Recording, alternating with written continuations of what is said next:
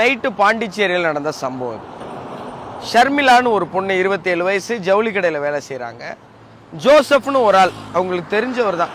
ஆனால் கல்யாணம் பண்ணிக்க சொல்லி அந்த பொண்ணுக்கிட்ட கேட்குறாரு. அந்த பொண்ணு மறுத்துடுறாங்க. தொடர்ந்து ஒரு தொந்தரவு பண்ணுறாரு. ஏற்கனவே காவல் நிலையத்தில் அவர் பற்றின ஒரு கம்ப்ளைண்ட்டும் கொடுத்து காவல் நிலையம் கண்டித்து அனுப்பிடுச்சு.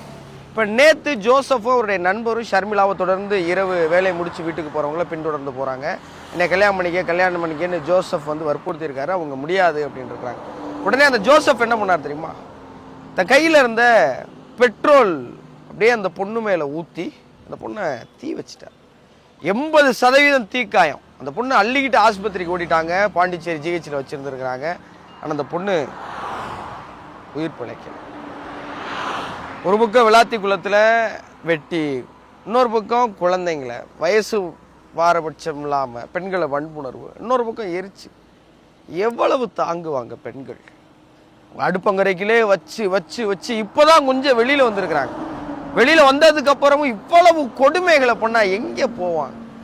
ஆண்களை ஏன் இயற்கையும் கடவுளும் பலசாலியா உடல் வாகல பெண்களை விட இன்னும் வலுவாக படைச்சிருக்கு தெரியுமா? பெண்களை மற்ற மிருகங்கள்கிட்ட இருந்து காப்பாற்றுறதுக்கு. நம்மளே மிருகமாக மாறி அவங்கள பாதிக்கிறதுக்கு இல்லை.